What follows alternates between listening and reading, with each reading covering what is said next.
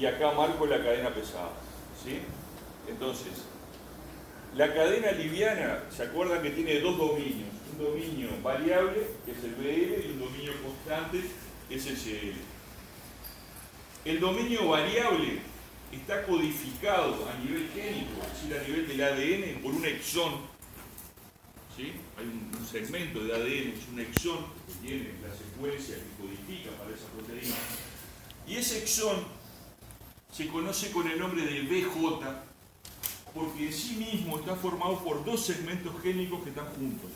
El segmento génico B y el segmento génico J, que están juntos y forman ese exón. Esto sucede solo en el linfocito B, que lo vamos a ver en el desarrollo de la clase. La existencia de este exón, así, de esta forma. Está el dominio constante de la cadena liviana está codificado por un exón, ¿sí?, que codifica para ese dominio. Entonces, si es kappa, ¿sí?, es decir, si la cadena liviana es kappa, ese exón codifica para una cadena kappa. Si es lambda, ese exón es específico para lambda. Entonces, acá ponemos uno solo, pero en realidad puede haber varios. Bueno, este gen, formado por estos dos exones, se transcribe en un ARN inmaduro, después por el proceso de splicing, ¿no?, los dos exones se pegan a nivel del ARN mensajero. Acá tenemos el ARN maduro con su poli A, y esto se traduce en la proteína cadena liviana. ¿Qué sucede con la cadena pesada? La cadena pesada tiene varios dominios o varias regiones constantes, CH1, CH2, CH3, CH4, en el caso de un IgM. Cada uno de estos dominios está codificado por un exón particular. O sea que este es si esto es la cadena MU, ¿sí?, esto va a ser CMU1, CMU2, CMU3 y CMU4. ¿Sí? Son exones que están a nivel del ADN. ¿Qué pasa con la región variable de la cadena pesada, el BH? Bueno, la región variable de la cadena pesada está formada por tres segmentos génicos que están unidos en ese exón. ¿Sí? Y lo vemos acá arriba. Tres segmentos génicos, el B, el D y el J, están unidos para formar el exón que codifica para la región variable. Esto también sucede solamente en el linfocito B. ¿Sí? En otras células, estos segmentos génicos están separados en el genoma. Tanto el BDJ de la cadena pesada como el BJ de la cadena liviana. Solo en el linfocito B esos segmentos se juntan para generar el exón que va a codificar para la región variable de la inmunoglobulina. Por eso es que las únicas células del organismo que sintetizan inmunoglobulinas son los linfocitos B, o derivados del linfocito B como las células plasmáticas o los. Entonces, como dijimos, los anticuerpos son moléculas diseñadas para reconocer un enorme número de antígenos diferentes.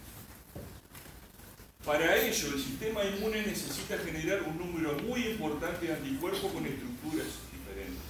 A esto se conoce con el nombre de repertorio de anticuerpos o biblioteca de anticuerpos, ¿sí?, que se estima que es superior a 10 a la 7.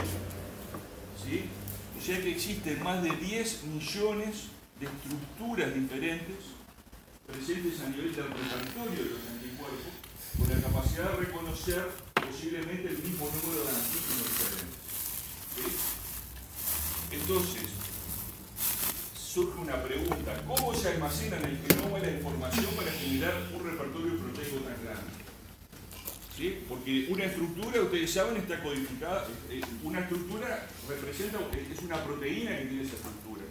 Esa proteína tiene que estar codificada por un gen. Entonces, ¿cómo podemos construir a nivel genómico o contener a nivel genómico la información génica para tener esa diversidad estructural? Entonces, existieron históricamente dos teorías para explicar esto. La primera es la que se definía como la teoría de la línea de Jardinel, que dice: en el genoma está toda la información, o sea que si necesito 10 millones de proteínas diferentes, tengo que tener 10 millones de genes, cada gen me codifica con una proteína y se soluciona el problema. ¿Sí? Si sacamos cuenta, un gen y le damos un valor arbitrario que no es exactamente, pero si decimos un gen tiene 1000 nucleótidos, ¿sí? Está codificado por 1000 nucleótidos, es decir, 1000 pares de bases a nivel del genoma. En realidad las inmunoglobulinas son más que eso, pero es para hacer las cuentas fáciles. Y tenemos 10 a la 7 anticuerpos diferentes. Esto nos da que deberíamos gastar 10 a la 10 nucleótidos para sintetizar esa diversidad. Pero el genoma humano en realidad tiene 3 por 10 a la 9, todo el genoma humano. Es decir, si usáramos todo el genoma humano solo para expresar anticuerpos y dejáramos de expresar las otras proteínas tan importantes como para seguir viviendo, tampoco nos daría para generar esa diversidad. O sea, la teoría de la línea germinal no puede explicar esa diversidad estructural que vemos a nivel del repertorio de los anticuerpos. La segunda teoría, que es la aceptada actualmente, es la que se conoce como la teoría de la diversificación somática, que dice que la gran diversidad de anticuerpos se debe a un conjunto de procesos de diversificación somática que modifican específicamente el genoma de los linfocitos B. ¿Qué diferencia hay entre germinal y somática? Germinal es que ya viene codificado a nivel del ADN en la línea germinal, es decir, la célula huevo cuando se forma ya tiene toda la información. Eso es lo que uno concibe como germinal. Somático quiere decir que en algunas células suceden ciertas cosas, en algunas células del cuerpo, por eso es somático, suceden ciertas cosas que generan diversidad, pero no en todas, solo en algunas. Y esto sucede solo en los linfocitos B.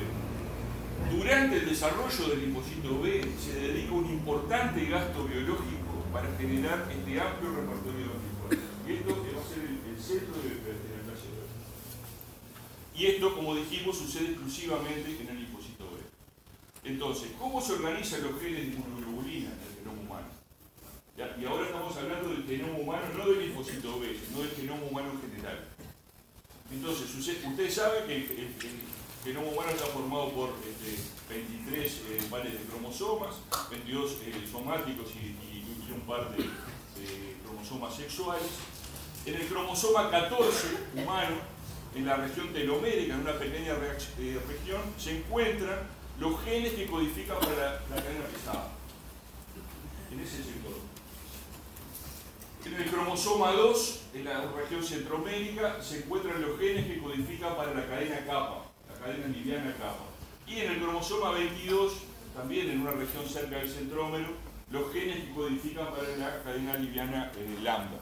Como ven, en realidad es un sector chico del genoma que está dedicado a la codificación de los genes que van a dar lugar a las inmunoglobulinas. Obviamente no es todo el genoma, es una pequeña porción del genoma dedicado a esto. Entonces, ¿cómo se organizan los genes de la cadena pesada en el cromosoma 14? Bueno, si miramos acá, por ejemplo, M chiquito, este es acá están los 4 exones que codifican para la cadena pesada MU. D es delta, gamma 3, gamma 1, alfa 1, gamma 2, gamma 4, epsilon y alfa 2. ¿Sí? O sea que toda la cadena pesada, la región constante de la cadena pesada está codificada en este nivel. Y vean que el resto del locus, ¿sí? La parte más importante, el tamaño, digamos, representa los genes que van a dar lugar para la región variable, ¿no? Con sus segmentos D, D y J para la cadena pesada. ¿Sí?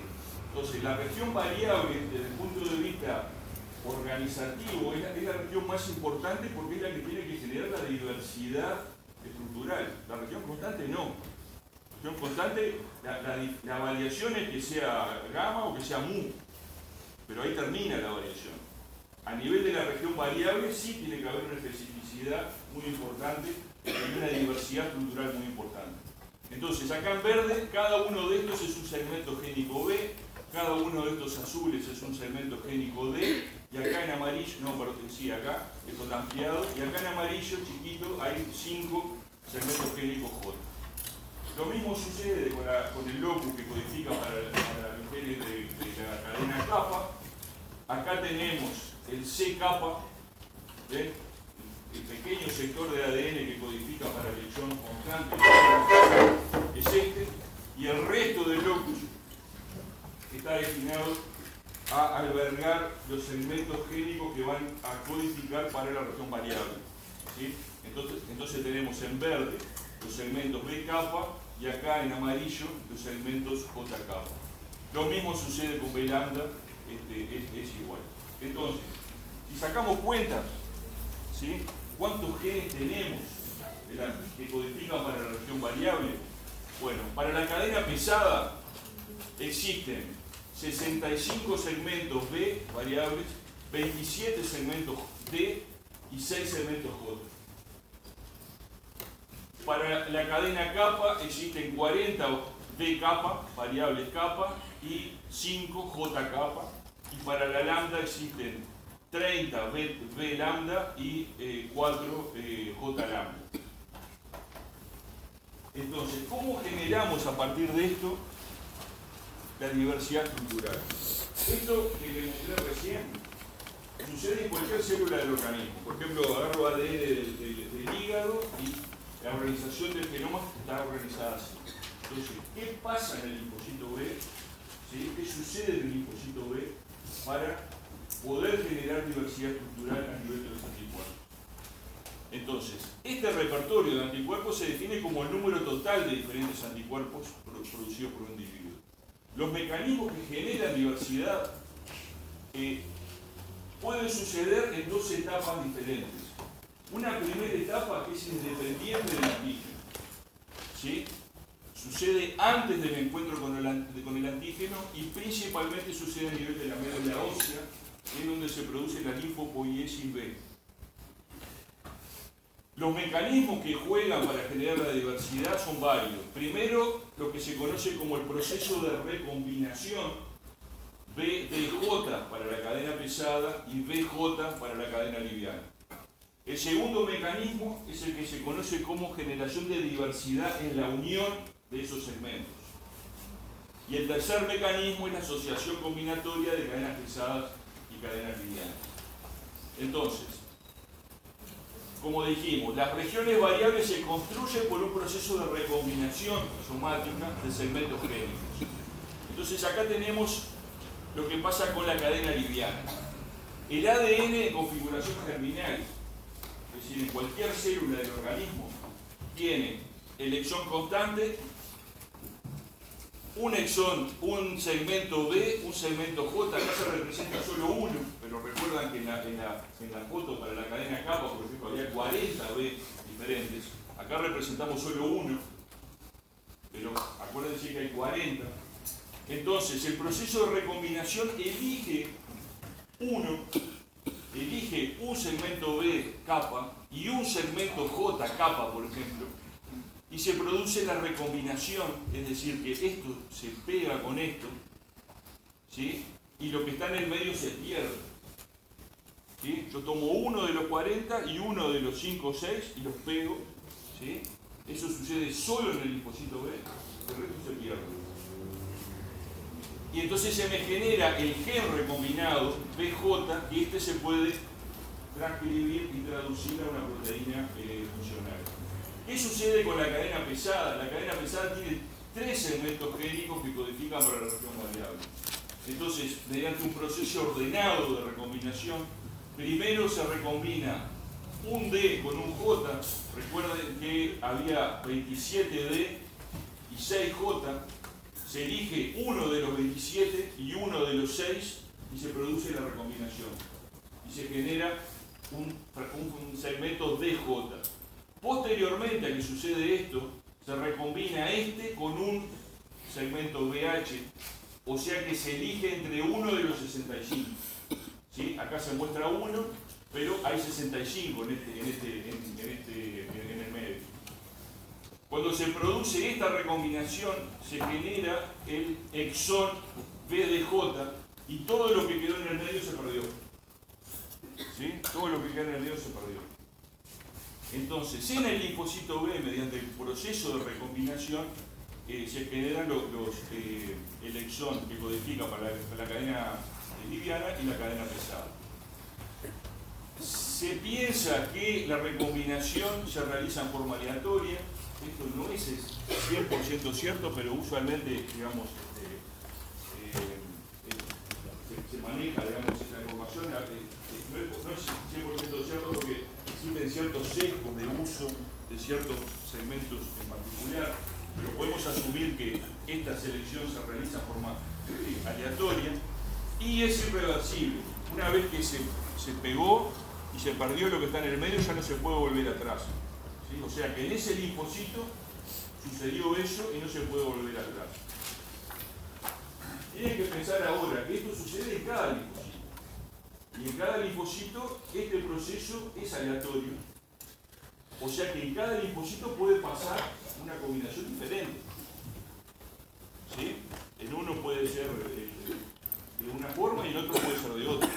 O sea que en realidad cada linfocito va a tener una sola combinación de la cadena liviana y una sola combinación de la cadena pesada.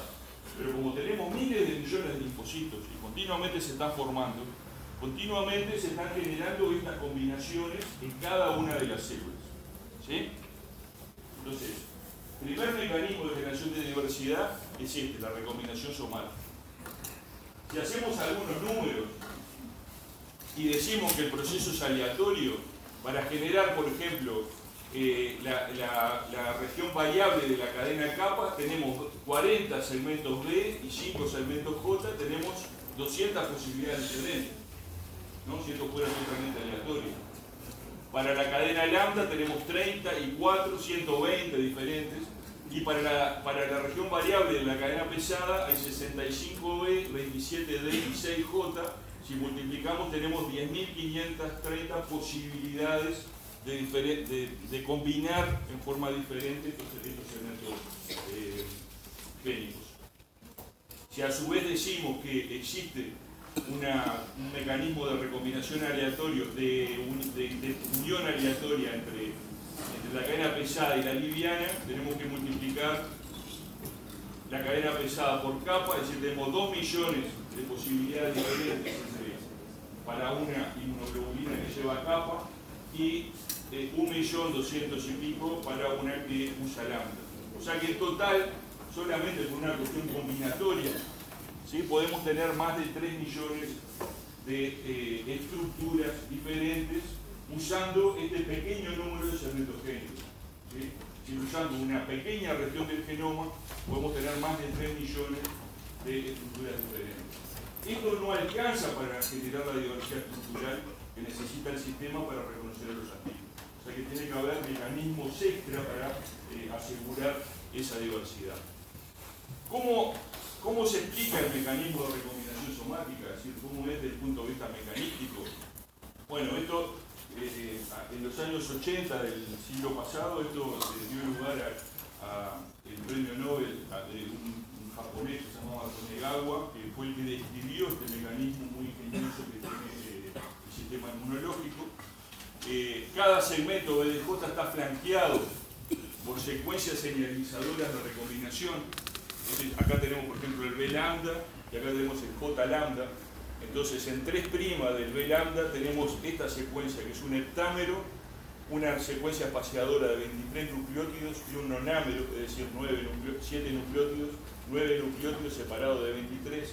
Y del otro lado tenemos el nonámero, una separadora de 12 y el heptámero correspondiente. Entonces, esto para cada una de los segmentos génicos. El heptámero, como norma, siempre está ubicado del lado de la región codificante. ¿Sí? Entonces acá está el J, el heptámero está acá está el B, el heptámero está pegado. En el caso del D, está, como la región codificante está en el medio, tenemos un heptámero de un lado y un heptámero del otro lado. Estas regiones señalizadoras o estas secuencias señalizadoras de recombinación son reconocidas por unas enzimas que se llaman recombinasas, RAG1 y RAG2, que lo que hacen es, se unen de un lado y del otro, es decir, esas son las que seleccionan aleatoriamente los segmentos que van a ser recombinados, se dimeriza, ¿sí? se corta, ¿no? Se corta a nivel del heptámero, ¿sí? Y quedan los extremos B y J en este caso, y se produce después la unión formando la recombinación BJ y se pierde lo que está en el medio, ¿sí? O sea que las recombinasas son las que seleccionan, cortan y pegan esos segmentos gélicos particulares. Cuando se cortan, quedan extremos libres, y en esos extremos libres, ¿sí?, se puede generar un nuevo mecanismo de diversidad, en el cual se agregan nucleótidos. Cuando corta la recombinasa, ¿sí?, cuando corta, usualmente corta de esta forma, que es lo que se llama el corte con extremos cohesivos, es decir, la doble hebra de ADN no se corta en forma roma, digamos, no quedan los dos nucleótidos, sino que se cortan en forma cohesiva, como se muestra acá, ¿no? Acá tengo las dos hebras y acá se corta, entonces me queda, esto en realidad estaría pegado, ¿no? Se corta así, como en zigzag.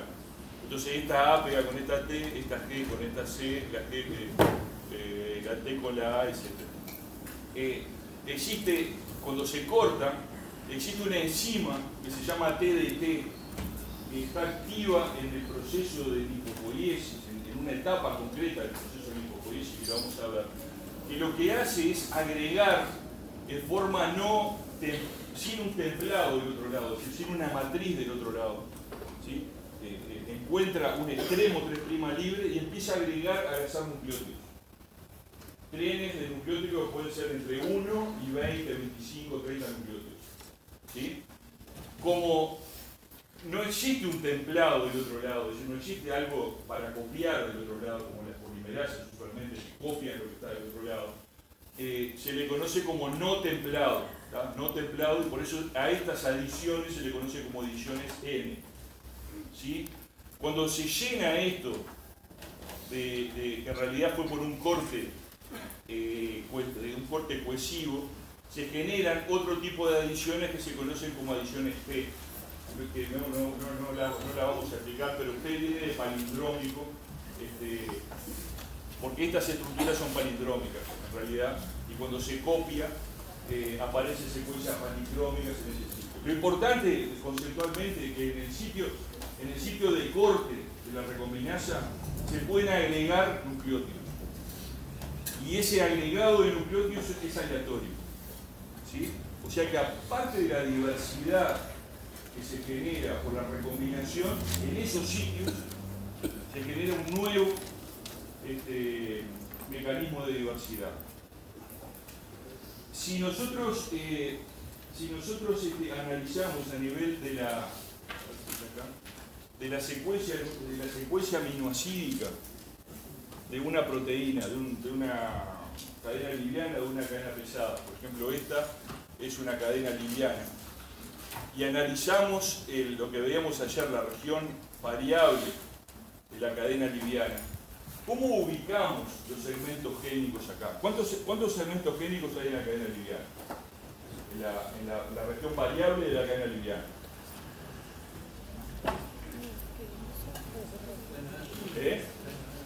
No. El 3 es en la cadena pesada. 6, el B o 12. En la cadena liviana hay 2, el B y J. ¿Sí? ¿Dónde se da la unión entre B y J? Ahora del aula, ¿dónde se da la unión esa? ¿Tienen idea?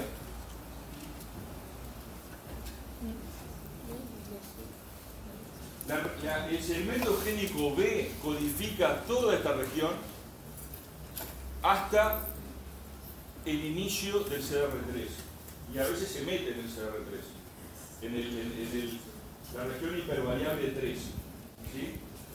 Y el segmento J codifica, que es chiquito, el segmento J, codifica para esta región que se conoce como Framework 4, ¿sí? Lo que está en amarillo, que es la región final.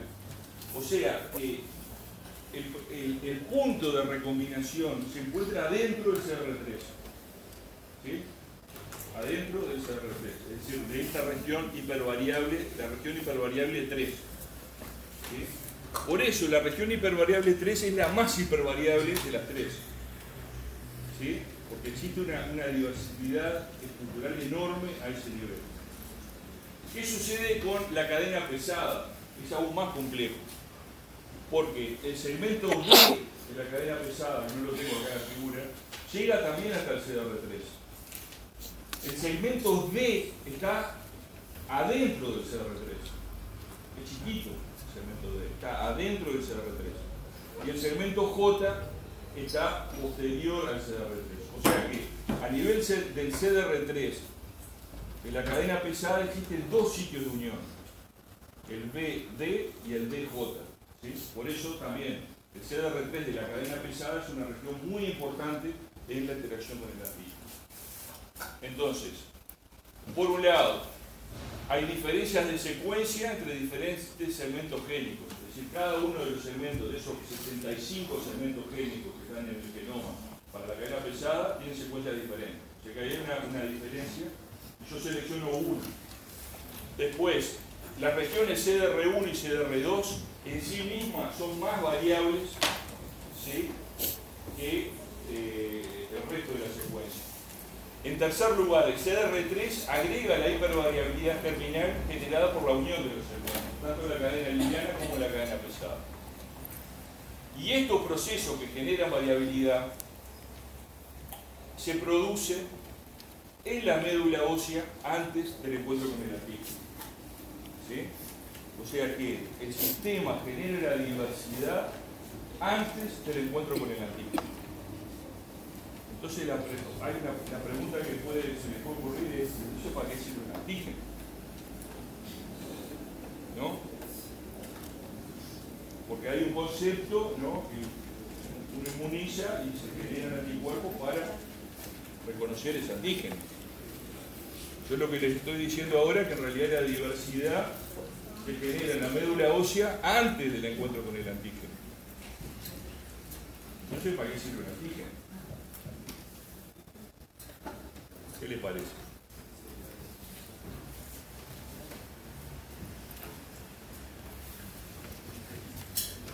¿Cuál sería la función del antígeno? En la médula ósea ninguna, porque no actúa la médula ósea.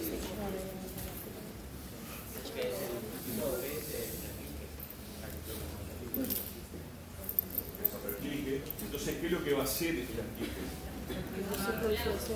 Activar. Hay otro verbo que va a seleccionar. ¿Sí? Va a seleccionar.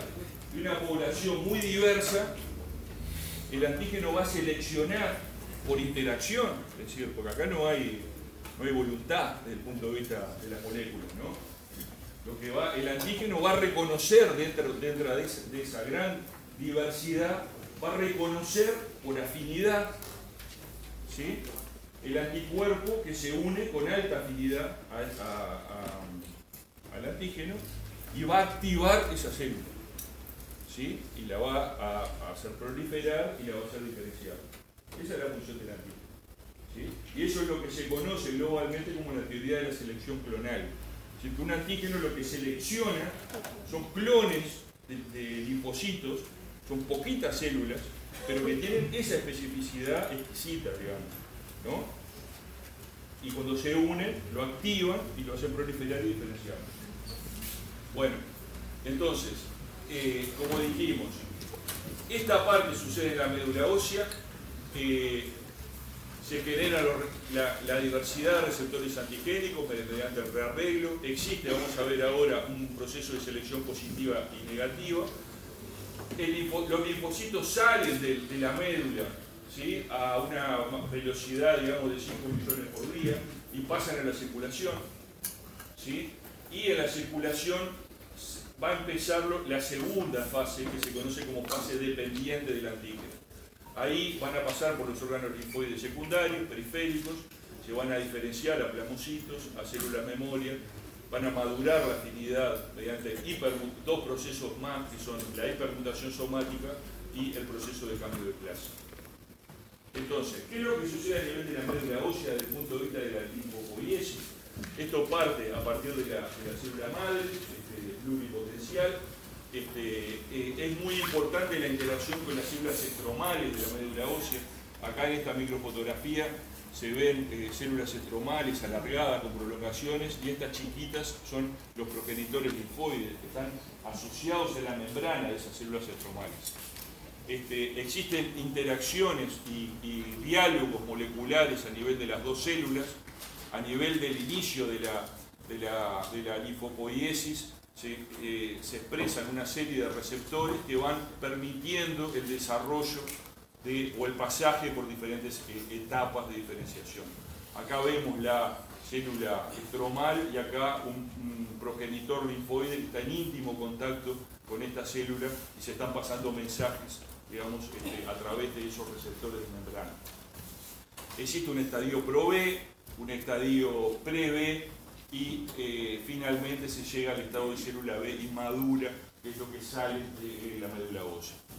Entonces, entrando un poco en más detalle en el proceso de linfopoiesis, se parte a partir de la célula madre, y un elemento importante en el proceso de linfopoiesis es preguntarse en cada etapa qué está pasando con el proceso de recombinación de los genes de inmunoglobulina, que es el receptor central del linfocito B. Entonces, a nivel de la célula madre, los genes de la cadena pesada y la cadena liviana están en configuración terminal, es decir, todavía no se recombinaron. ¿Tá? O sea que todavía no producen anticuerpos esas células, ¿sí? No hay producción de proteína. En el estadio temprano pro-B se empieza con el primer rearreglo, ¿sí? El primer rearreglo, que es el rearreglo entre el segmento génico D y el J de la cadena pesada. La cadena liviana sigue estando en estado germinal y no hay producción de proteína en ese nivel. Se pasa al estadio tardío pro-B, en donde se produce el rearreglo B con el DJ de la cadena pesada, ¿sí? A nivel del ADN. La cadena liviana sigue en configuración germinal y no hay producción de proteína. Acá se pasa al estadio pre-B, ¿sí? El estadio pre-B implica que el rearreglo BDJ de la cadena pesada ya se hizo. Entonces se puede empezar a expresar, ¿sí? Se puede empezar a expresar la cadena MU completa, ¿sí? Pero no hay cadena liviana todavía. Entonces, el receptor de membrana solo se puede ensamblar si está la cadena pesada y la cadena liviana. Entonces, el estadio pre-B tiene una pseudo cadena liviana, que no es una verdadera cadena liviana, que se conoce con el nombre de pseudo cadena liviana, que está formada por dos cadenas que se ensamblan con la cadena pesada y se expresan en la membrana. Eso que se expresa en la membrana se conoce con el nombre de receptor pre-B. El receptor pre-B no es una inmunoglobulina completa, pero tiene la cadena pesada completa. ¿Para qué sirve el receptor pre-B? Sirve para hacer un control de calidad de si la cadena pesada está bien recombinada, si es funcional. Si la cadena pesada asociada a la pseudocadena liviana no genera una señal hacia el interior, ¿sí? Quiere decir que no funciona. Y si no funciona, esa célula se muere. Requiere de esa señal para seguir proliferando. Si no tiene la señal, se muere por apoptosis. ¿Sí? Ustedes se dan cuenta que este proceso de recombinación puede generar una cantidad de errores.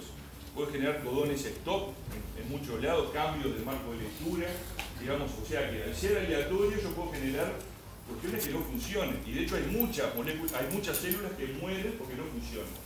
¿Sí?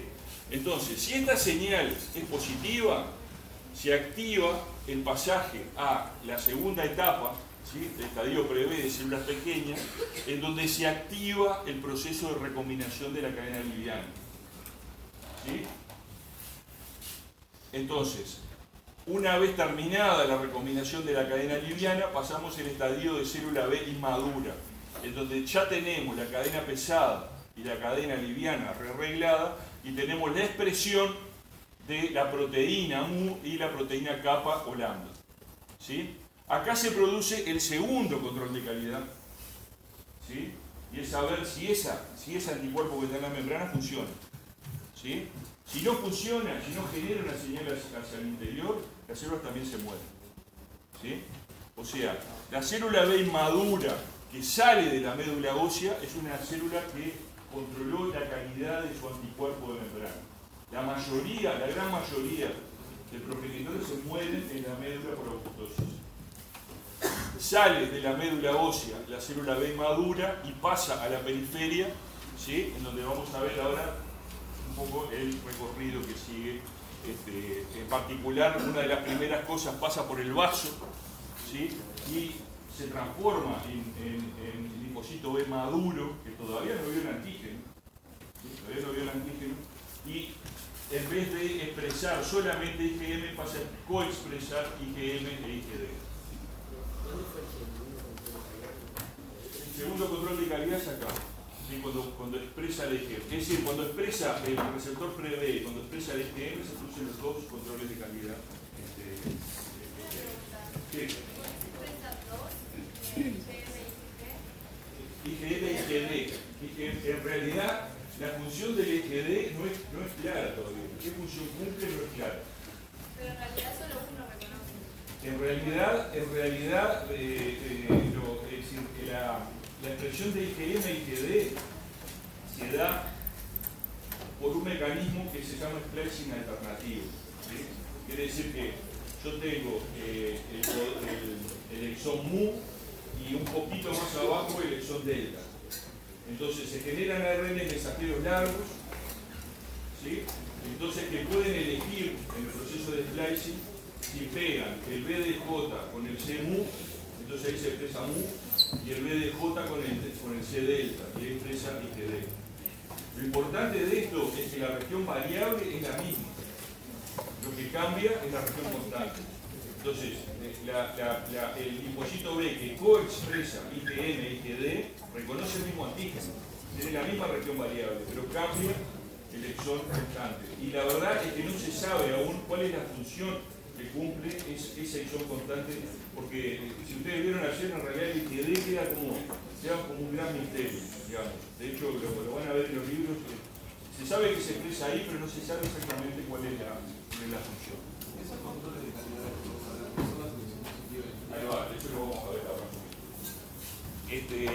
Entonces, aparte de los genes de inmunoglobulina, ¿sí? La linfopoiesis B, en la linfopoiesis B se genera una serie de expresión de genes o de proteínas particulares. Por ejemplo, vimos la importancia de las recombinasas, RAG1 y RAG2.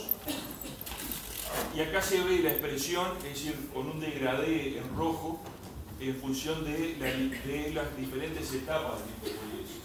Y se ve claramente que hay dos olas, ¿sí?, de expresión del RAG. ¿Por qué pasa eso? ¿Qué les parece?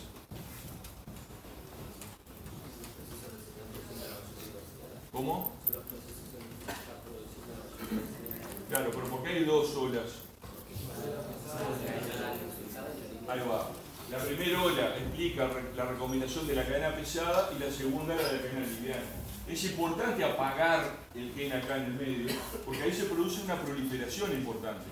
Imagínense células proliferando y con esta recombinasa que tiene la capacidad de modificar el ADN. Sería un gran problema desde el punto de vista genético. De hecho, en los linfocitos B existen muchas transformaciones malignas que tienen que ver con este proceso, ¿sí? Este proceso es muy fino para generar esta diversidad, pero también es un peligro desde el punto de vista biológico, ¿sí? Y de hecho existen muchas leucemias y linfomas que se explican por recombinaciones anómalas. Y muchas recombinaciones anómalas se dan entre los genes de inmunoglobulina y otros genes, ¿sí? Por ejemplo, oncogenes que generan transformaciones, ¿sí? Entonces, lo normal es que entre medio de las dos se apague el RAG, pero a veces se genera problemas en este proceso. Después está esta enzima, la TDT, que agrega nucleótidos y que esto en realidad se activa en el proceso de la recombinación de la cadena pesada y algo de la liviana, pero principalmente actúa a nivel de la pesada. La expresión de la pseudocadena liviana, son dos genes, el lambda 5 y el B'-B, también se expresa a nivel del estadio pre-B. Y, por ejemplo, estas dos que son importantes, que la vimos ayer, IG-alfa y IG-beta, el 79A y B, esas son las moléculas que ayudan a la traducción de señal del receptor B, y esas se empiezan a expresar cuando Se empieza a pesar la cadena pesada y sigue durante toda la vida del dispositivo breve. Bien.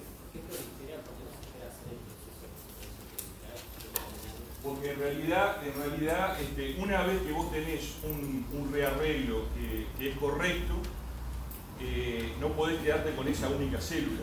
En realidad el sistema memoria no, es una forma de hacer, es decir, es como que vos decís, esto me funciona, lo expando. No lo expando indefinidamente, pero le doy 3 o 4 ciclos de proliferación porque sé que funcionó. Entonces ahí paso al segundo. Si yo dejara solo una célula y el segundo no me funciona, la perdí. ¿Entiendes? Entonces digo, expando y tiro los dados de vuelta en la segunda recombinación. En muchos no va a funcionar, se van a morir, pero en algunos sí. Y después del segundo control de calidad también hay una expansión. ¿Sí?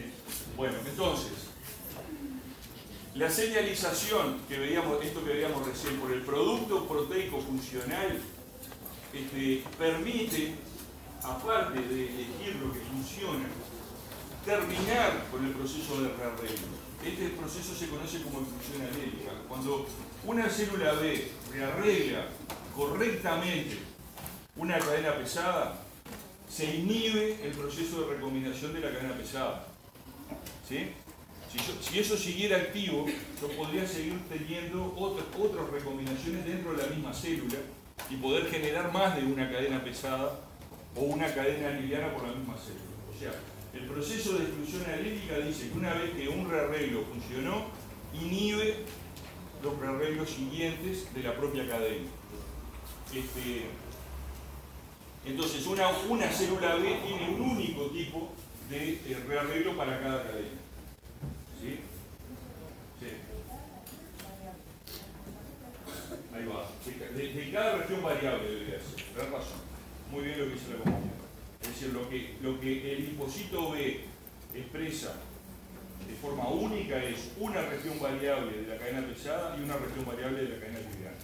Después vamos a ver que hay un proceso de cambio de clase que permite en la misma célula cambiar la región constante. Vimos, por ejemplo, que puede expresar IgM y IgD con la misma región variable por un proceso en este caso no es cambio de clase en sí mismo porque es por splicing alternativo, pero después también puede cambiar, eso es lo que vamos a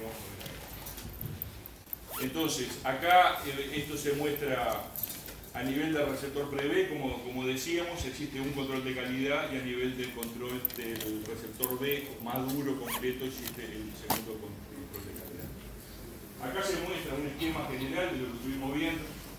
En realidad es para las células B y para las células T, pero digo, ustedes van a tener una clase de linfopoiesis T, pero capaz que van a ver hasta la misma figura. La célula pro-B prolifera, se expresa el pre-B, se hace el control de calidad. Las que fallan en la expresión del pre-B se mueren por apoptosis. Si funciona, prolifera. ¿Sí? Se pasa a la etapa de el rearreglo de la cadena liviana y se expresa el receptor B completo. ¿Sí? Si esto no funciona, falla la expresión o la función, las células se mueren por apoptosis. ¿Sí? Y acá sucede lo que se conoce como el proceso de selección positiva y negativa.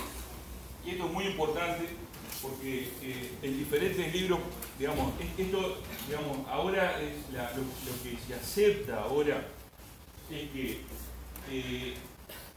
se necesita para que la célula continúe su maduración una débil interacción a nivel de su receptor de superficie. Antes se pensaba que era cero interacción, ¿sí? Uno no tenía que tener interacción. Ahora se sabe que con una débil interacción, es decir, una pequeña señal hacia el interior celular, eso es la señal para que la célula continúe su desarrollo. Si la interacción es fuerte, ¿sí? Si hay una interacción fuerte, la célula se muere. Acá estamos adentro de la médula ósea todavía. ¿Sí? Todavía estamos dentro de la médula ósea. Esto explica la capacidad que tiene el sistema de discriminar lo propio de lo extraño. ¿Sí? Explica la capacidad que tiene de discriminar un poco la pregunta que acabamos planteado ayer. nosotros vimos que el sistema, los linfocitos B pueden generar una variabilidad enorme de estructuras diferentes, por azar, ¿sí? sin presencia del antígeno, por azar. Por azar se puede generar estructuras que reconozcan lo propio, ¿sí? Y de hecho pasa eso. ¿Qué pasa si yo genero un anticuerpo con alta afinidad por una molécula propia? ¿Se genera una enfermedad autoinmune o algo así? No, en la médula ósea, en la parte normal. Yo digo, esto se puede generar, se está generando continuamente. Cada uno de nosotros está generando en su médula, está jugando a la lotería, en cierta forma, está generando una diversidad casi que total con la posibilidad de interactuar con cualquier estructura. Algunas de esas estructuras son propias, ¿sí? Entonces, si se reconoce algo propio con alta afinidad, esa señal lleva a la muerte, con la médula, lleva a la muerte a ese linfocito. Entonces, la discriminación entre lo propio y lo ajeno, en realidad, yo le preguntaba ayer cómo hace el sistema para darse cuenta que algo es extraño. En realidad el sistema genera estructuras contra todo y elimina las que reconocen cosas propias. Lo que queda es lo que reconoce lo no propio. ¿Se entiende? Todavía no lo vio, no sabe lo que es no propio. No lo vio todavía, no reconoció el antígeno. Elimina a lo propio. O sea que genera un repertorio contra todo y después elimina el reconocimiento de lo propio. Y esa eliminación es activa. Hay un proceso activo de eliminación. Gasta mucha energía el organismo para que eso suceda. Y es útil que lo haga, porque en realidad es la forma más fácil, al final, ¿sí? Es la forma más fácil de tener un repertorio contra algo que no conoce. ¿Sí? Algo que no conoce. Entonces, esta señal débil en realidad es simplemente, nosotros a veces decimos, es como un toqueteo del receptor, como para decir que está funcionando. Esa débil señal le genera una señal de sobrevida. Después requiere otras señales para activarse y proliferar. De ahí puede salir de la médula. Si la señal es fuerte, la célula se muere. Pasa con el linfocito B y también pasa con el linfocito T. Cuando este proceso falla es cuando se generan enfermedades autoinmunes. ¿Sí? Porque si no tocas como que no se puso a prueba. Si la Claro, es decir, la toqué. ahí va. Y ese es otro componente importante. La señalización por el receptor B no es algo de todo o nada. No es yo toco y se me genera una señal como si yo prendo una luz. Digamos, se tunea, es como si yo estuviera tuneando un volumen. ¿Sí? Entonces yo puedo tener una señal baja, pongo el volumen bajo y eso me indica ciertas cosas. Si pongo la señal muy fuerte, ahí las células se mueren. Pero ¿Sí? si te llega, por ejemplo, un antígeno extraño a la médula ósea, Sí. ¿no? Y genera una señal fuerte, pero no está, Es muy buena la pregunta. pero no está reconociendo lo propio, o sea, reconoce bien. Bueno, ¿qué te parece que es un experimento? Yo no lo he visto, pues es un experimento que uno lo podría llegar a pensar. Imaginemos que tenemos una médula ósea y ponemos un antígeno extraño dentro de la médula ósea. ¿Qué va a pasar con esa célula B? Van a morir. Mueren. Se van a morir. Claro. ¿Sí? Y va a ser reconocido como propio. El organismo va a ser tolerante a ese antígeno. ¿Sí?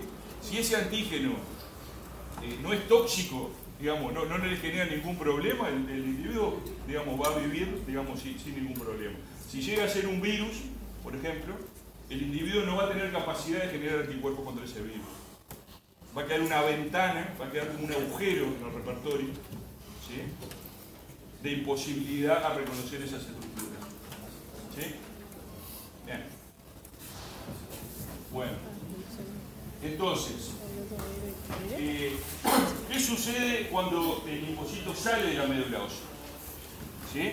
Sale como linfocito maduro, inmaduro, expresa solo IgM, ¿sí? Y a partir de ahí existen subpoblaciones de linfocitos, ¿sí?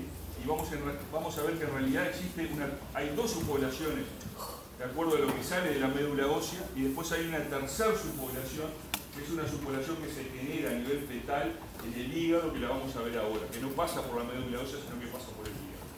Entonces, esto vimos recién, médula ósea, sale de la médula ósea el linfocito B maduro, pasa por el vaso, ¿sí? En el vaso se conoce como célula B2, la subpoblación es la célula B2 transicional, es como la inmadura cuando está en el vaso. Y en el vaso puede seguir dos caminos. Un camino es la célula B2 folicular, que es la tradicional, es la que vamos a ver principalmente en el desarrollo del curso, es la folicular. Pero existe una segunda población que se conoce como célula B2 de la zona marginal. ¿Sí? La folicular coexpresa IgM y IgD. Esta es el linfocito B maduro clásico. La marginal expresa solo IgM y también expresa receptores de complemento. Ahora después vamos a ver un poco más en detalle qué función cumple cada uno.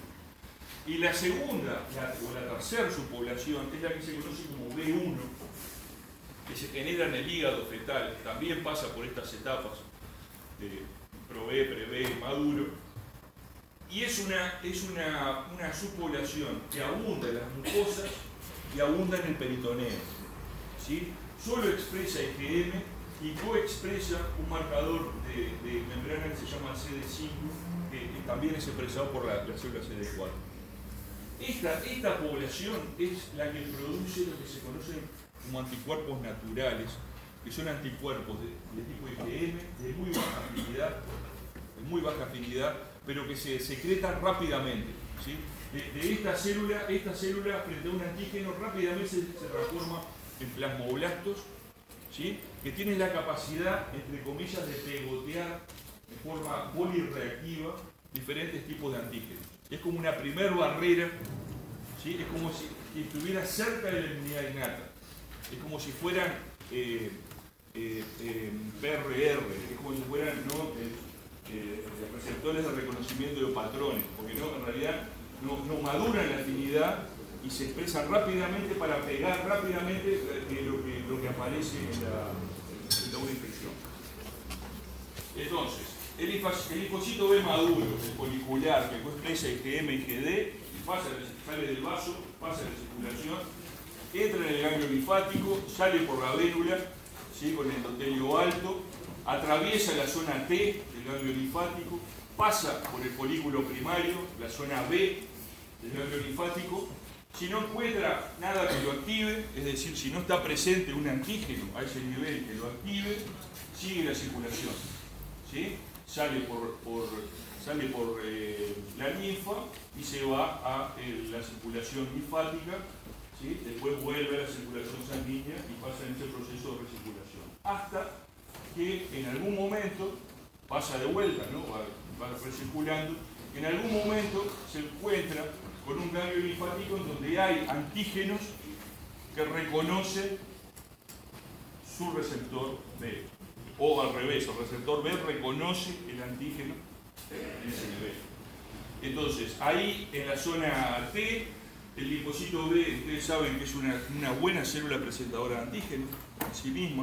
El linfocito B, a través de su receptor, puede primero activarse, lo vamos a ver ahora cómo lo hace, también puede endocitar al antígeno, cortarlo y presentarlo a los linfocitos T. De hecho, acá se genera una interacción entre el linfocito B y el linfocito T que aumenta la activación y se va para la zona B, en donde se genera la reacción de centros germinativos o los folículos secundarios o los centros germinativos que aparecen en los ganglios linfáticos. ¿Qué sucede con el antígeno a nivel de la entrada al ganglio linfático? Bueno, el antígeno puede venir libre por la linfa, ¿sí? O puede venir unido a células dendríticas que están en la médula, o puede ser captado por macrófagos que están asociados a los vasos linfáticos, los cordones linfáticos del ganglio. Existen conductos linfáticos que conducen hacia los folículos, ¿ve? Entonces, las células dendríticas que están medulares, que estas van a ser centrales para activar a los linfocitos T, que están en el ganglio linfático. Las células dendríticas foliculares, que están dentro del folículo B, van a adherir a su superficie antígeno, no es que lo van a presentar, sino que van a adherir a partir de ciertos receptores, como por ejemplo receptores de complemento, van a dejar en su superficie el antígeno de forma nativa. Ese antígeno va a ser un gran activador de los linfocitos B. Y en este sitio se va a producir la segunda fase de activación del linfocito B, que es la fase dependiente del antígeno. Entonces, el antígeno, como dijimos, por un lado va a ser captado de células dendríticas, va a ser procesado, presentado en los linfocitos T. Por otro lado, el antígeno va a ir a los folículos primarios, donde están los linfocitos B maduros, pero no activados. La célula dendrítica folicular puede activar también al linfocito B. Y acá se produce un mecanismo interesante que ahora se empieza a conocer, y es que cuando se activa este linfocito B y este linfocito T, se generan señales de quinoquinas que atraen en forma contraria al linfocito B y al linfocito T. Es decir, hay señales para que el linfocito B vaya hacia la zona B y hay señales para que el linfocito B vaya hacia la zona T. Y en realidad se encuentran en el medio, ¿sí? Se mueven y se encuentran en el medio. Este es un elemento central para entender cómo se encuentra el linfocito B con el linfocito T específico, ¿sí? En realidad se generan señales de encuentro. Entonces, por fuera, en la zona extrafolicular, esta es la zona C, en la zona extrafolicular se produce ese encuentro. Y acá se produce la activación. Primero por el antígeno y después por la interacción con el linfocito T, ¿sí? Entonces, esta activación del linfocito B puede producir, por un lado, una diferenciación rápida a plasmocitos, que en realidad se llaman plasmoblastos, ¿sí? De corta vida. Es decir, son plasmoblastos que tienen la capacidad de secretar gran cantidad de anticuerpos, pero que viven poco. Es decir, es la primera ola de producción de anticuerpos, muchos son de tipo IgM, es lo que explica la respuesta primaria, ¿sí? Con plasmoblastos de corta vida.